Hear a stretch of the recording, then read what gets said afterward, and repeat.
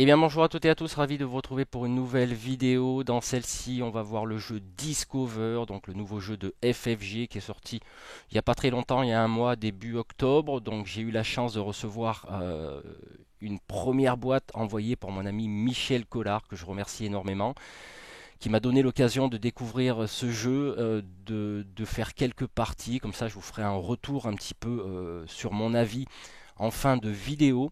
Donc merci beaucoup Michel. Je tiens aussi également à remercier José de Asmodée, donc en partenariat également avec FFG, qui m'a envoyé une deuxième boîte de façon à vous montrer un double déballage, un double unboxing de ce concept particulier qui est la boîte unique. Donc chaque joueur achetant une boîte aura des éléments différents euh, dans ces boîtes. Donc c'est l'occasion de vous faire une comparaison, en sachant que dans une boîte on retrouve deux environnements parmi les 6 existants.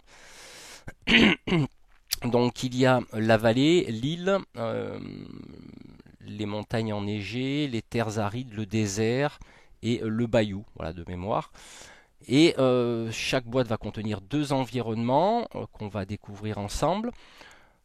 Qu'est-ce que je voulais dire à ce sujet? Oui, donc pour le petit pitch, ben, vous vous réveillez sur une île déserte ou sur un des six environnements existants et vous ne savez pas ce que vous foutez là. Moi, personnellement, j'ai ma petite idée. Il s'agirait peut-être d'un petit enlèvement dans ce style, hein. J'ai l'imagination assez fertile, comme vous le savez.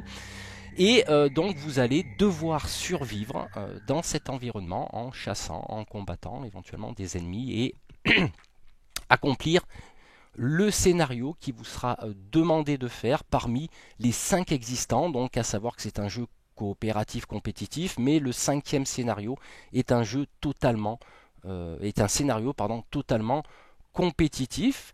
Donc ça se joue de 1 à 4 joueurs pour une durée approximative de 60 minutes, voire un peu plus, pour 12 ans et plus, me semble-t-il. Ce que je vous propose de faire maintenant, c'est qu'on va découvrir ce que j'avais dans ma première boîte, que j'ai ouvert, que j'ai trié, que j'ai arrangé un petit peu hein, au niveau de, de ma boîte. Et puis on va découvrir un petit peu ce qu'il y a dans la deuxième boîte, car je ne sais pas. Donc c'est l'occasion de comparer ces doubles déballages. Allez, on se retrouve sur la table. Donc voici la boîte que Michel m'a offert en début novembre 2018. Donc j'ai pas pu résister à l'ouvrir, à tester le jeu, à pimper des choses, à ranger ma boîte avec des boîtes plastiques, enfin du moins à l'intérieur avec des boîtes plastiques. Hein, je vais vous montrer tout ça parce qu'il y a pas mal de pions, etc. Donc j'ai testé le jeu, il est excellent, j'ai beaucoup aimé jouer avec. Je vais vous montrer un petit peu le rangement, tout simplement. Donc voilà, hop. Avant de vous montrer le rangement, bien sûr, on va jeter un petit coup d'œil au contenu. Donc vous allez avoir un livret des règles qui fait une quinzaine de pages. Donc c'est un jeu très simple, hein, très très abordable à partir de points d'action, à base pardon de points d'action. Donc c'est excellent. Donc alors qu'est-ce que j'ai eu comme environnement? Parce qu'on va retrouver dans ces boîtes deux environnements différents. Ben là j'ai eu les terres arides, avec les règles particulières, hein, le scénario, la mise en place, hein, à base de tuiles, ainsi qu'un récapitulatif, une feuille de référence concernant là où où on a atterri. Voilà. Ensuite j'ai eu l'île. Alors c'est vrai que j'avais envie d'avoir l'île aussi. Parce que bon, ça fait penser un peu au film, enfin la série pardon télé Lost. Voilà, donc j'ai eu l'île, j'ai été content. Donc j'ai fait aussi une partie sur l'île. Hein, j'ai bien aimé. Toujours pareil avec les feuilles de référence. À quoi, euh, à quoi les différentes zones des hexagones coïncident, hein, avec un rappel des pions ressources. Voilà. Ensuite voilà. Donc alors là c'est un peu en vrac. Hein, j'ai mis de la mousse que j'ai récupérée. Et on va retrouver donc en rangement mes petites tuiles de mes terres arides. Bon, j'arrangerai mieux que ça, hein, mais pour l'instant on va laisser comme ça. Et mes tuiles de l'île, donc avec tout ce qu'il faut dedans. Donc on jettera un petit coup d'œil tout à l'heure. On va retrouver dans ces boîtes, ben là c'est tout monté déjà, hein, donc les caractéristiques de chaque personnage. Alors à savoir qu'il y a une particularité hein, dans ce jeu, il faut comprendre que on a 4 points de vie. Par exemple là, alors là, je remets à 0 parce que ça vient d'une autre partie. Donc nous avons les petits cœurs qui correspondent à l'état de santé normal, mais au cours du jeu, vous pouvez ramasser des dégâts physiques, un empoisonnement, une maladie, des dégâts de faim, c'est-à-dire bon, voilà, vous avez faim, vous perdez des points de vie, et de l'eau. Donc si au cours du jeu, par exemple, vous prenez des dégâts, on vous dit, ben voilà, vous, au cours de la nuit, vous avez faim, donc vous basculez les petites roulettes là-dessus, et vous combattez à un moment donné dans le jeu, vous perdez un dégât physique, et voilà, là, admettons, on meurt de soif. Et si vous ramassez un autre dégât, vous êtes mort. Voilà. Alors moi je travaille sur des variantes hein, parce qu'en multijoueur des fois quand on est mort ou si on décide de faire du full coop parce que c'est du full compétitif compétitif aussi. Donc bon voilà, moi je pimpe un peu les trucs. Donc vous avez 4 couleurs différentes qui représentent vos 4 personnages sur le jeu. Donc j'ai pris un deck box donc au niveau des cartes. Donc là on voit que c'est des cartes bleues qui correspondent à des événements. À chaque fois qu'on termine notre tour de jeu, enfin une fois que tous les joueurs ont joué, on va tirer une carte et puis il va se passer des choses. Donc ça, les cartes bleues, ça va, c'est pas trop, ça craint pas trop. Et là par contre, oui, donc il y a un manque d'eau, il y a une malnutrition. Donc là c'est beaucoup plus fort, quoi, hein, plus on avance dans le jeu. Et il y en a 4 et 6 ici. Voilà. Donc c'est avec ces cartes là, c'est un peu des cartes événements, on va dire. Et puis là, on a ici les scénarios. Donc on devra, par exemple, scénario numéro 1, étape 1, donc il vous explique le background, il faut voir ce qu'il faut faire. Là par exemple, il faut avoir enquêté sur un point de repère, c'est-à-dire sur une tuile, il y a des numéros des fois, ce qu'on appelle des points de repère, et on peut passer à l'étape 2, et l'étape 2, ça sera celle-là par exemple. Voilà, une fois qu'on a accompli notre quête. Donc ça, c'était les cartes scénarios. Et puis, nous avons aussi d'autres scénarios. Je crois qu'il y en a 3 par donc étape 2, scénario 3, scénario 3. Ça, non, il y a 4 scénarios. 5 scénarios, c'est un mode compétitif. Donc on a 5 scénarios et le 5e est un mode compétitif. Voilà. Donc ça, de toute façon, je ferai peut-être une vidéo d'adaptation des règles, hein, parce que j'ai eu quelques idées bien sympathiques. Et là, nous retrouvons quelques personnages au niveau du jeu. Donc, il y en a 1, 2, 3, 4, 5, 6, 7, 8, 9, 10, 11, 12. Donc, il y a 12 personnages sur 36. Donc, comme chaque boîte est unique, alors effectivement, il se peut qu'on tombe sur des doubles. Voilà, ça c'est malheureusement, c'est comme ça. Donc, il y a 36 personnages et vous en avez 12 par boîte. Mais c'est vrai que des fois, il se peut que on tombe sur des doubles, hein, même au niveau des environnements, mais comme chaque boîte est censée être unique, donc si vous tombez sur le même environnement, logiquement vous n'avez pas les mêmes scénarios. Ensuite on a, voilà, donc j'ai rerangé toutes mes cartes petit format. Donc il y a des cartes menaces, il y a des cartes équipement, il y a d'autres cartes projets où on va pouvoir faire des projets, et puis aussi il y a aussi des cartes un petit peu, c'est un peu le même style que vous avez dans Fallout où vous avez des quêtes. Voilà, donc là c'est un petit peu le même système. Ça m'a fait penser un petit peu à du Fallout, à aussi du Mage Knight. Voilà, il y a un petit peu, c'est un mélange de tout ça. Il y a un 3e jeu qui ressemble, je ne m'en rappelle plus, mais voilà, c'est vraiment, il y a du jeu de rôle, on a des pions. C'est des pions dégâts, donc moi j'ai remplacé un peu les dés 12 parce qu'on a des dés à 12 faces. Moi j'en ai mis d'autres. Voilà, donc à ce niveau là, hop, là j'ai tous mes pions. Donc j'ai séparé les pions concernant l'île d'un côté. Donc là on a des pions ressources qu'on va pouvoir aller récupérer sur les hexagones des tuiles. Là on a des monstres hein, qu'on devra combattre. Et là il y a tous les pions ressources. Voilà, là j'ai encore des dés 12, donc je ai rajouté. Là on se retrouve sur les terres arides, donc ça c'est les pions, les cases de départ, les hexagones de départ. Donc feu allumé, feu éteint. Donc voilà. Ah oui, il y a une chose que je vous ai pas montré, effectivement, c'est cette partie là.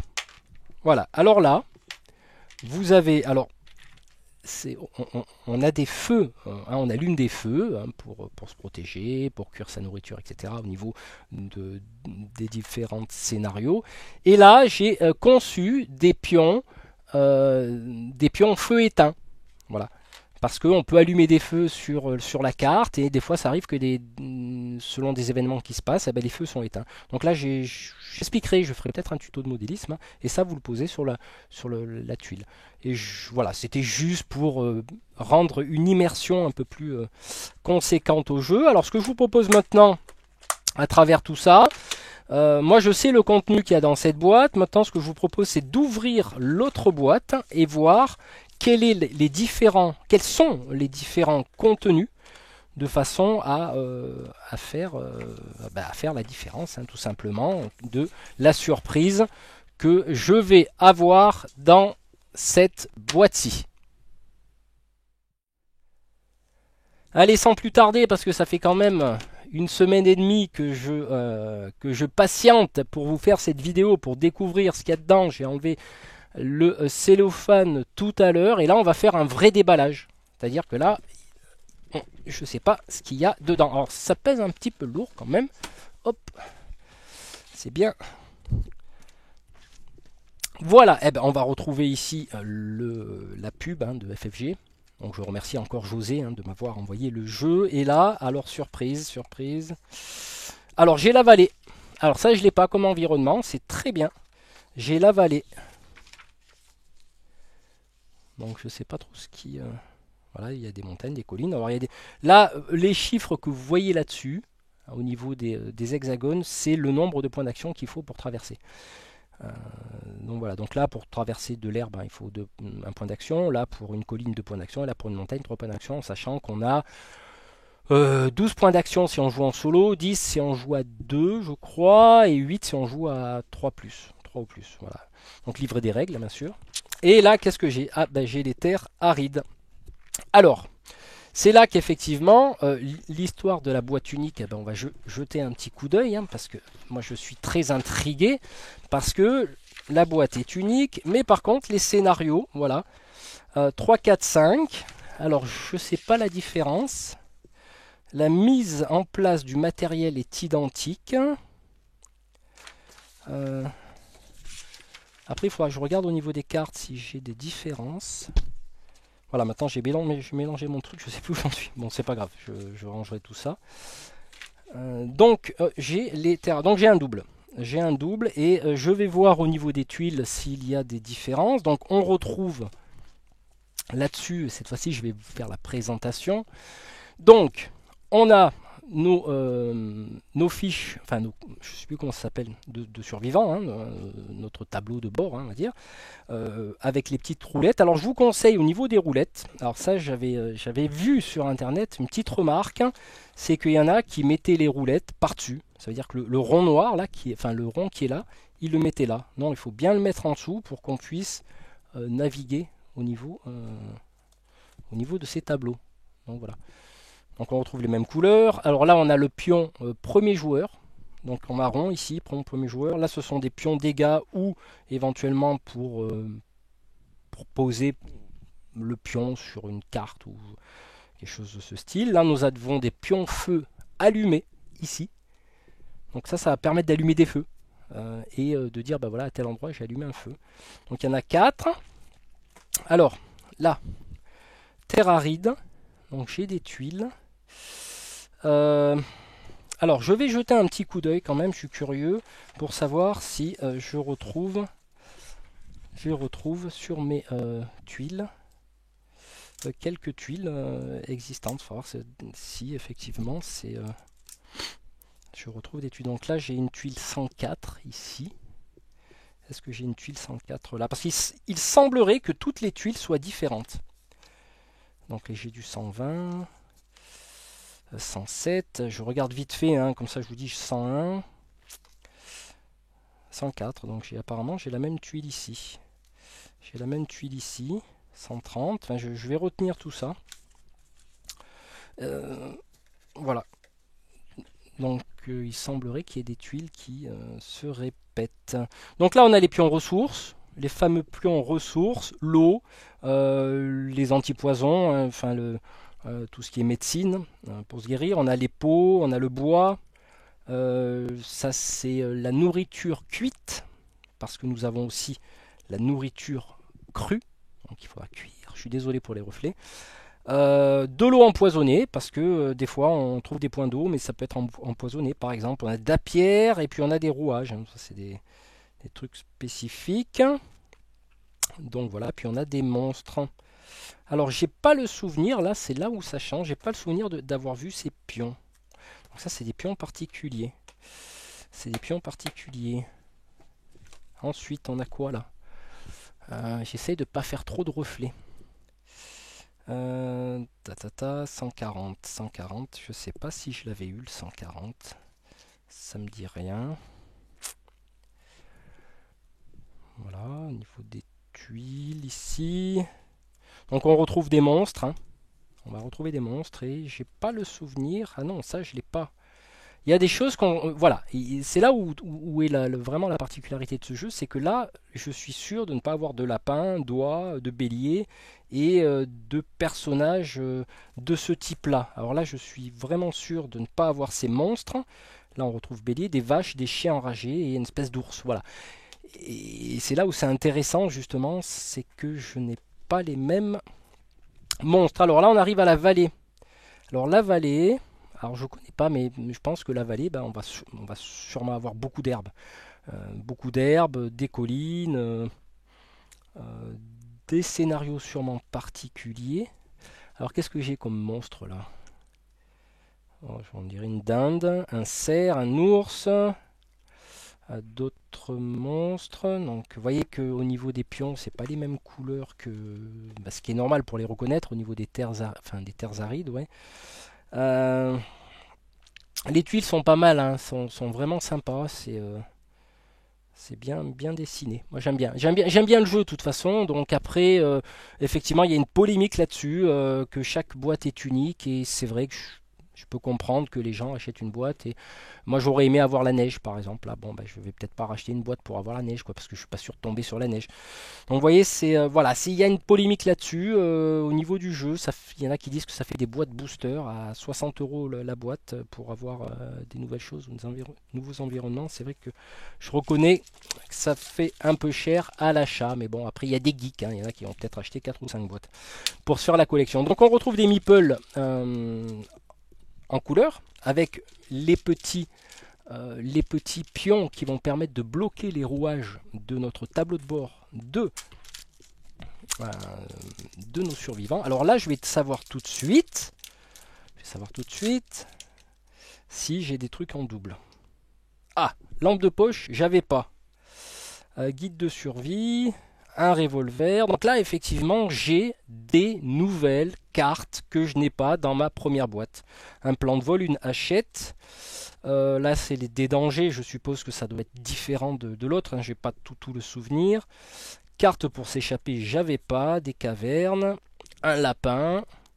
Un sanglier sauvage. Un orignal. Hein. C'est pas un cerf, c'est un orignal. Un ours affamé. Un survivaliste. Ouais, effectivement, j'ai des monstres que je n'avais pas dans ma première boîte. Donc c'est là où effectivement il y a des choses qui changent. Ensuite, un spinner dimensionnel. Alors ça, je sais pas ce que c'est. Un bâton d'or, portant pierre, un talisman étrange, un foudroyeur. Oui, effectivement, il y a des nouvelles armes. Mangeur d'esprit blessé. Ah ouais, tiens, dis donc, il y a des trucs un peu spécial, fantastique. Un super soldat. Il va y avoir un scénario particulier, je pense, hein, là-dessus. Talisman, effaceur de mémoire. Ah ouais, il doit y avoir sûrement quelque chose qui est différent des autres environnements, parce que je retrouve des esprits, des trucs comme ça. C'est super cool. Alors après, je crois qu'il faut pas mélanger les boîtes. C'est pas évident, donc éventuellement de prendre des environnements et de les changer. Je sais pas du tout. Alors un pilote d'hélicoptère, une alarme, un coupe-boulon. Tiens, j'ai pas carte d'accès. Alors ça, par contre, c'est lié, bien sûr, à l'environnement du jeu. Donc là, on est dans la vallée. Donc vous voyez, il y a des couleurs sur les cartes. Les couleurs marron sont, je pense que c'est pour les terres arides. me semble-t-il de mémoire. Tiens, une moto, c'est sympa ça. Donc j'ai pas la moto. Il faut pas mélanger les cartes parce que ça, c'est lié à chaque environnement. Donc je sais qu'il y a une histoire de couleur de cartes. Euh, donc voilà. Je vais vous dire si j'ai d'autres nouvelles là-dessus. Lampe torche. Donc ça, c'est des équipements qu'on va trouver. Donc s'il y a des, non, c'est pas des équipements. Ça doit être lié à l'histoire de l'environnement. Donc là, je ne sais pas si ça correspond à... Ah, alors là, on pourra vraiment regarder si, à vue de nez, j'ai 12 nouveaux personnages, hein, parce que eux, je les connais peut-être pas, ou j'ai pas regardé. Alors, scénario de monde. Donc là, c'est là que je vais voir demande. Alors je suppose que opération Nova, non, derrière la porte de pierre, opération marteau, opération marteau. Donc effectivement, c'est des nouveaux scénarios qui sont totalement différents de la première boîte. Donc il y a des scénarios pour les terres arides que je n'ai pas. Donc ça peut être sympa aussi. Et là on retrouve les fameuses cartes, hein, que je disais tout à l'heure. Il se peut que là ça change aussi. Alors au niveau des équipements, on va retrouver quoi? Je vais vous dire, ah ben voilà la gourde que je n'avais pas dans la première boîte. Alors ça par contre, effectivement, au niveau des équipements, vous pouvez mélanger entre toutes les boîtes. Parce que vous allez avoir des cartes projets qui vont vous permettre de faire des projets. Alors on les reconnaît. Ah non, ça c'est les cartes qui résument les tours de jeu. C'est bien de les avoir aussi parce que c'est pas mal du tout de s'en rappeler. Là, c'est les cartes, ce qu'on appelle les cartes soutien. C'est-à-dire quand vous êtes en multijoueur, chaque joueur a des cartes qu'il peut jouer de la couleur de leur perso. Et lors des combats, par exemple, adjacents, bah, ils peuvent apporter leur soutien. Ensuite, alors il faut que je trouve ces projets là. Voilà, donc là, on en est aux cartes projets. Alors ça, c'est des cartes projets qui vont vous permettre justement de... en début de partie de tirer une carte projet. Alors moi j'ai pas la gourde, l'armure du cuir je ne me rappelle plus, la torche je ne me rappelle plus, la lance, cage en bois, bola, tomahawk, javelot, appât, ça j'ai pas, et plastron non plus. Donc on retrouve j'ai encore différents objets que je vais pouvoir utiliser sur toutes les boîtes. Pourquoi? Parce qu'ils ont tous le même dos. Donc ça c'est des cartes projet dont on pourra en échange d'une ressource de peau, tirer la carte 89, on va le faire tout de suite. Donc les cartes rouges, c'est des projets spéciaux, hein, je le précise. Et on va, par exemple, 89, on va aller dans nos cartes équipement, et bien 89, on va avoir la surprise de qu'est-ce que fait la gourde. Voilà, donc la gourde, je l'ai tirée, donc j'ai dépenser une peau. Et elle fait quoi? Quand vous gagnez une ressource en provenance d'une source d'eau, gagnez une ressource supplémentaire de ce type. Vous pouvez porter 4 eaux sur cette carte. Ça veut dire qu'en gros, à chaque fois que vous allez prendre un projet et le concrétiser, ben, quand vous ne connaissez pas le jeu au départ, ben, en fait, vous allez faire un projet, mais vous ne savez pas ce que ça va donner. Donc là, c'est que ma gourde, elle permet, lorsque j'approche d'un plan d'eau, ben, de pouvoir remplir ma gourde parce qu'on est limité à 10 équipements par personnage. Voilà. Donc là, j'espère que c'est pas trop long pour vous, hein, parce que là, je vous fais une espèce de revue complète. Alors, c'est quoi ça? Donc là, on va retrouver... ça, on retrouve les cartes. Les cartes des animaux qu'on va chasser ou qu'on va combattre. Hein, donc voilà, qui vont nous rapporter des choses. Par exemple, là, il rapporte 2 viandes, une peau. Donc la viande, il faudra la faire cuire pour la manger. Là, ce sont des cartes menaces. Qu'on devra tirer sous certaines conditions. Qu'est-ce qu'on a là? Ben là on a encore plein de choses d'histoire qui correspondent avec des numéros derrière. Donc quand on arrive à des endroits, ben, on va tirer des cartes et ils vont faire, ça va faire une histoire un petit peu à la Fallout, hein, comme je vous avais montré dans une de mes vidéos. Donc là il faut résoudre la carte numéro 152, donc on va aller explorer la carte 152 et là on nous dit qu'est-ce qu'il faut faire. Donc là je ne vais pas trop vous spoiler au niveau des choses. Donc là c'est spécifique, ces équipements vont être spécifiques au scénario. Donc voilà, ben, tout ça après il faudra que j'y range comme il faut. Et enfin on va voir si je n'ai pas de double. Donc ça, Et je crois que je n'ai pas de double. Ah, génial. Voilà, donc là, j'ai eu de la chance. Au niveau des personnages qui ont chacun leurs caractéristiques. Donc, en comparaison, je ne sais plus où ils sont. Donc, j'ai eu la chance de pouvoir avoir des nouveaux persos. Et ça, c'est super sympa parce que je vais pouvoir les utiliser aussi avec les deuxièmes boîtes. Donc là, vous voyez, donc je n'ai pas. Alors là, c'est au petit bonheur la chance après, hein. C'est pour ça qu'il y avait une polémique là-dessus. C'est que les gens ne vont pas acheter 60 euros à chaque fois pour avoir des nouvelles trucs. Et ça peut se comprendre, hein. Mais bon, après, chacun voit midi à sa porte. Donc là, j'ai une chirurgienne en chef. J'ai un haltérophile qui va gagner 6 comment s'appelle, en équipement. Donc au lieu d'avoir 10 équipements maximum, il en aura 16. Donc une marathonienne, un soldat, une jardinière qui ont chacun leurs compétences, qui vont leur apporter de la nourriture, ou s'ils chassent, ils vont avoir des avantages. Vous voyez, donc c'est ça qui est sympa, qui est très très sympa. Et là, eh ben voilà, donc j'ai ces nouveaux personnages. Kimi Sander, un coach personnel.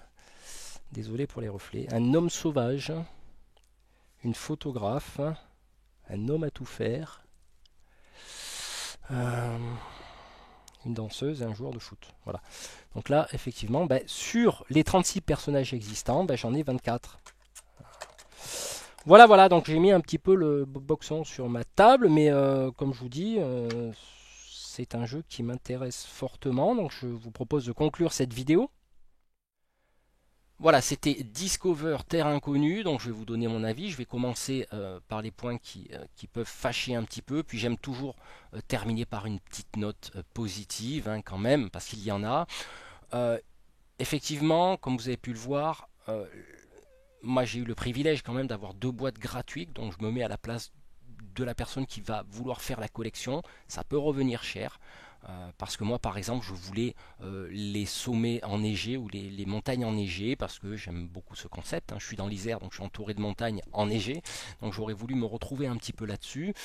Voilà, non, j'ai eu presque les mêmes tuiles, pas les mêmes scénarios mais les mêmes tuiles, pas les mêmes objets, mais j'ai eu la chance aussi d'avoir 24 personnages sur les 36 existants, donc j'ai pas eu de double, donc je suis assez content, mais là c'est un peu le jackpot quoi, c'est voilà, c'est si on veut faire la collection ça risque de revenir très cher. Euh, pour le prix de 50 euros au niveau du matériel, j'aurais quand même baissé un petit peu le prix dans les 30-35 euros par rapport au matériel. J'aurais aimé par exemple avoir des figurines à la place des meeples. Bon, ça se remplace, hein, c'est pas le problème. Le carton peut-être un peu plus rigide, par exemple. Au niveau des cartes, bon, je n'ai pas rien à dire de particulier.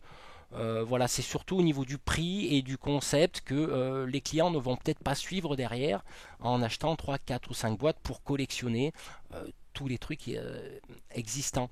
Voilà, ça reviendrait un petit peu cher. Donc, petite suggestion à FFG et aux distributeurs éventuellement à la suite, ça serait bien pour compléter la collection des joueurs, moi le premier par exemple, de mettre en place des extensions regroupant les 6 environnements, comme quoi les gens pourraient compléter. Par exemple, moi, j'achèterais volontiers les sommets enneigés, voir le désert, voir le bayou pour évoluer dans différents environnements, bien que le concept soit le même, parce qu'il y a des terrains difficiles, il y a des terrains... donc ça revient toujours à la même chose. Voilà, donc c'était un petit peu le côté négatif, j'aime pas utiliser ce mot. Les points maintenant qui me sont un peu plus sympathiques, c'est le concept du jeu. Il est très simple à prendre en main. J'aime beaucoup ces explorations de tuiles. Il me fait penser un petit peu au 7e continent que je n'ai pas, mais dont j'ai vu des vidéos. Fallout que j'ai présenté, donc qui est basé sur ce système aussi scénarisé, mais également Mage Knight. Ça me fait penser à un remix de ces 3 jeux, donc je trouve ça sympa d'exploration, scénarisé, etc. Après on peut pimper, on peut développer, moi je vais développer mes propres scénarios, mais ils seront uniques parce qu'ils seront adaptés à mes tuiles ou à ma carte, pourquoi pas vous en présenter un. Voilà, sur le thème Lost, hein, par exemple, comme j'ai Lille, bah, ça me plaît beaucoup la série Lost, donc je pourrais éventuellement adapter des scénarios là-dessus. Les figurines, les feux éteints, les feux allumés, tout ça, donc en PIM 3D. Voilà, donc moi je pense que c'est quand même relativement un bon jeu. Il va pas révolutionner le monde du jeu, c'est sûr, mais ça reste un très bon jeu euh, que j'aime bien, dont je vais rejouer volontiers sur les différents environnements et développer personnellement mes scénarios. Voilà, ben, c'était un petit peu tout ce que j'avais à dire. Donc je remercie encore FFG et Asmodée de m'avoir envoyé une boîte et également Michel Collard, je te remercie énormément.